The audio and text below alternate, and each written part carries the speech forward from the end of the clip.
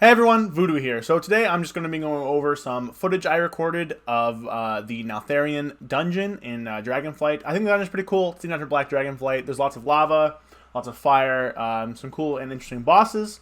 So I think that overall this is going to be a fun one. I really like it and I'm excited for it to open up for Mythic Plus. So we'll get in here. Zone into the zone here. Now, before we keep going, I do want to say that please consider subscribing. I'm trying to hit 500 subs at the time Dragonflight comes out. If we do, I will do a giveaway, which will be sick. So we open up here.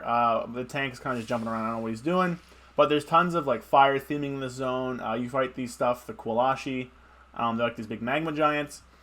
And there's some really cool bosses. 4 bosses. It's not too bad. The layout's interesting. There's like a central zone that also splits left and right into 2 different wings. We'll skip ahead a little bit till after we pull. Alright, so we're pulling the first thing stuff here. These stuff, not too bad. They just do a big frontal. Nothing too exciting there. But then you open up into this big room here. So the room in the middle here, you go through that lava curtain to fight the last boss. And you go either left or right. I think left will probably be better. Because there's only one boss there, you can just stop back. This pack doesn't really matter at all. The elementals have shields, but you bring them pretty fast. Spine crushers don't really do anything. Skip ahead. None of this stuff really matters. It's just a pack we pull for no reason. So this I actually do want to talk about. So these thaumaturges, I think, will be mobs that will be a little bit devastating in a Mythic Plus if you're not prepared for them. So Mythic Conflagration is a channel that actually does a lot of damage. If you see here, that only ticked twice and it did about a half of my HP bar. So you should really be careful pulling those things. Just make sure you have stuns ready for them, that kind of thing. The Plunderers don't really do much either. All the mobs in this dungeon really just kind of hit the tank and do fire damage. Like this pull here, we pull kind of everything. The Thaumaturges will have the little channel on them, Magma Conflagration, but knockbacks happen. They also do Molten Core, which just kind of leaves a circle on the ground. Magma Conflagration. None of it's that serious. I do get a dot put on me by, I believe, one of these things. I'm not actually sure, but it does hurt me a lot. So you do have to be careful of that. I get hit by stuff. Kind of messy all around. This is one of my first times in the dungeon. Explosive Concoction is also kind of scary because it's a big explosion. Realistically, you can pull a lot of this trash and nothing will really matter. So we pull all of it. We head up the stairs here. Just kill more of the same stuff. And then we round the corner and we hit the first boss. This is Magma Tusk, and he's one of my favorite bosses in the instance. Not because I think he's a very cool or interesting boss, but because I'm a paleontologist by trade. I graduated from university with that, and I think mammoths are super sick. And here's a fire mammoth, so that's kind of cool. He's a little reminiscent of Deathwing because of these magma tentacles that he spews. And that's kind of his main mechanic. So what he does is he does this little thing where he spews lava in a cone at a target, not that big of a deal. Then he does a charge, he also puts out lava waves, not that big of a deal. And then we see this little bar down here, that's his magma bar. And when that fills up, he does this big explosion, dealing damage for 5 seconds, and then spawning a new tentacle. So the tentacles actually have a few effects. One, they affect how many waves of fire he spews out from Blazing Charge, which didn't happen because we're on normal. Also, each tentacle increases the fire damage he deals, and also makes him pulse AoE damage during that eruption he just did for 5 seconds longer. Now, none of this is really happening because the boss is a little bugged and we're also on normal. But it has kind of this ramping stuff where it gets harder the longer you go. So this could be an interesting Lust boss for M+. We kind of just lusted and just burned through him on this difficulty because, it hits normal. Nothing's really that hard. From here, you kill him, and you kind of walk up towards the edge here. My map broke. I'm just trying to figure out what happened to it, but it fixes later. You walk around this big open space here, and you jump down back into the main area. Now, this jump actually can hurt you if you're not careful. Like the paladin took almost 3/4 of his health there, so you have to be a little careful. But it's not too bad. Then I grab him and we go away, and then we're on to the next side. So the next side, there's these phoenixes. This is kind of the trash mob that doesn't really do anything in the dungeon. They just do a cast, which I believe hits the tank, but could hit a bunch of other targets. I'm unsure. Yeah, I think it's just the tank. And then these hunters just jump around. They also throw a spear out that'll root you if you get hit by it. Nothing too serious. That's basically most of the stuff here. And then there's also Overseer Lahar. This is one of the first mini bosses of the dungeon. There's 2 of them. Basically, he just spews out a bunch of little fire circles whenever he does Eruptive Crash. There's also a circle around the tank you just don't want to stand in. He's not too hard. None of this trash is very difficult, I would say. So you really can kind of just pull a lot of stuff together. There's the hunters. There's the Overseer Lahar. Skip ahead a little bit till we kill him. Then there's next. These are the trainees. These could be interesting. There's not too many of them though. They have an enrage on them. I see a hover over there. They also do a channel frontal cone. I'll see if we can spot that. It should come up here in a second. Magma Fist. So this is just a channel. It'll keep happening as long as it's going. You can just stun that, stop it. Not that big of a deal. More hunters, more trainees. These are also important. The Bone Tenders. So they do a cast. I'll see if I can find it. So they throw a Bone Toss, and they also do a cast. It's like Mud Mending or Regenerative Mud or something like that. That will fully heal a target. So it's like the Bone Menders in Necrotic Wake or stuff like that. So you want to be interrupting that and killing them as fast as you can. You don't want the full heal to go off. But generally there's not many of them, and the packs they're in aren't that dangerous, at least from what I've seen.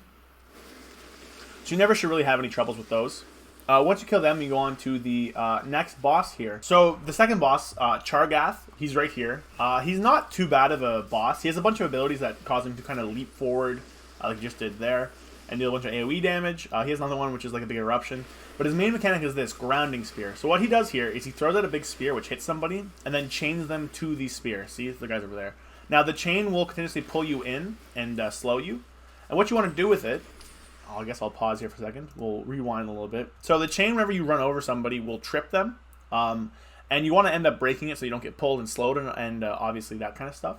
The way you break it is by running it into the boss, which will stun him for a few seconds and also cause him to take 75% more damage. So you can see here, I just grabbed the hunter who has it on him and just run him through the boss. I think I also hit a few other people with it because, yeah, I hit one other guy. Oh, well. But you see, I stun him and he's taking more damage now and we kind of just burn through him. That's really the main gameplay loop of this boss is you just stun him and deal more damage to him while avoiding all of his attacks. See, I get hit by Grounding Spear here, and I'm just, once it comes out, I'm just going to run straight to the boss, stun him. Whenever his bar fills up, he will do something where he jumps to a current target and deals a lot of damage to them, so you can keep these chains till then if you need to. But right now he's not tuned enough where you need that to happen, so obviously we don't. But in M+, that will probably happen. Once you kill him, you kind of go to the left and head up some stairs. All this trash here is the same as stuff we've previously seen. There's more Bone Menders, more Hunters, more Phoenixes, more Trainees. This is kind of all the trash from the earlier place. And there's Mending Clay that I was talking about earlier. No, I didn't interrupt it in time, so there you go. But it is a channel heal, so it's not too bad. But you do want to stop it, so we'll skip ahead a little bit. Just more of the same. Coming through here. And then there are some stairs you go up once you're done this whole part here. And then you actually end up hitting more new trash. I will say this part is pretty long, especially because the trash is the same that you've already been fighting. So we go up the stairs. Eventually.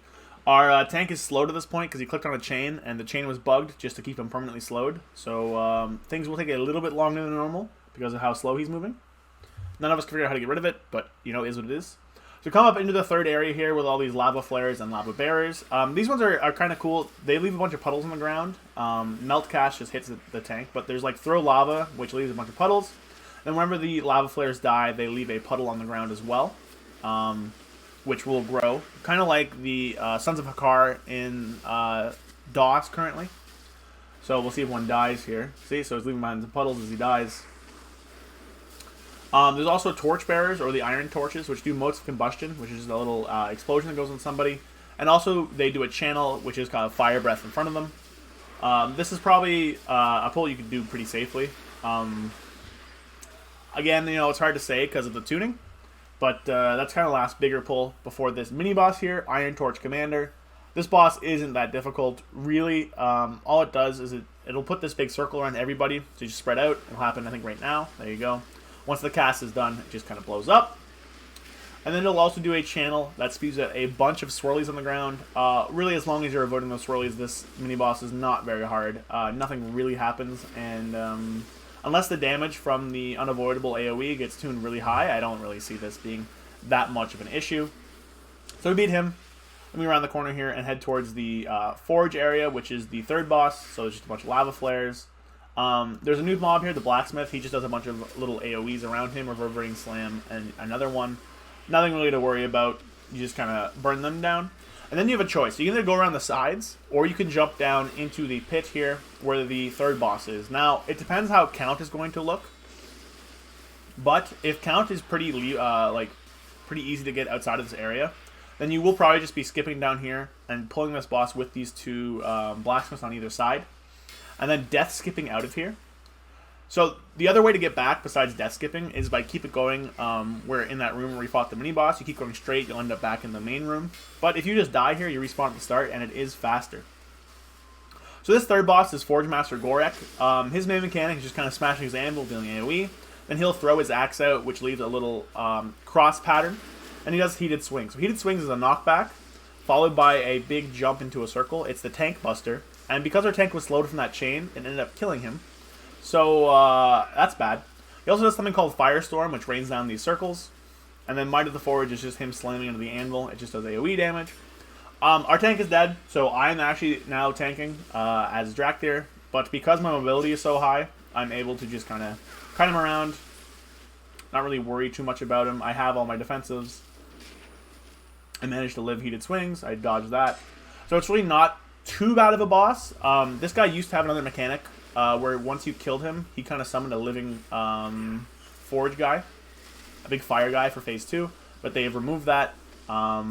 So really, outside of this big AoE that's unavoidable, he's not too difficult. Just dodge axes, deal damage, and you are home free.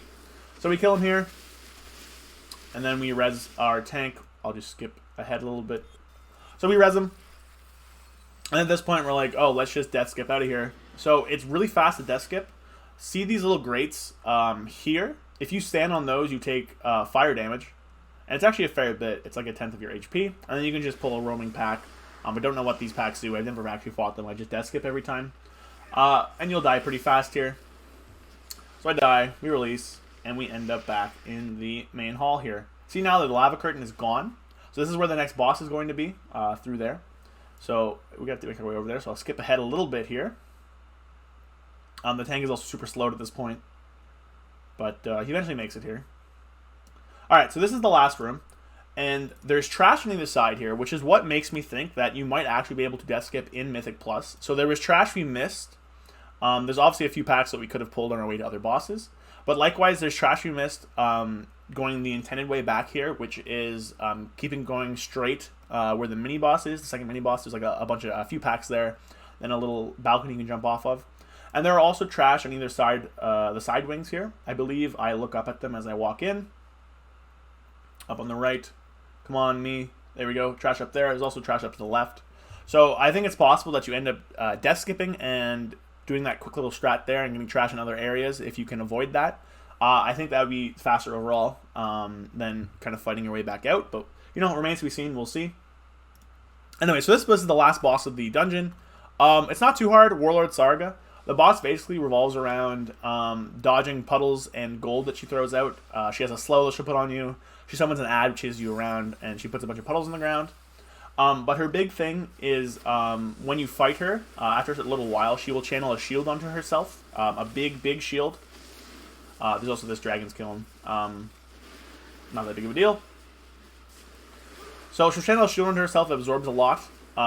And the best way to break it, I believe actually Drakthir have a pretty good way of breaking it as well. The best way to break it is a bunch of gold piles will spawn around the room, which you want to interact with, and you get a bunch of weapons that you can use. So you see that she spawns the Burning Ember, it just leaves puddles around.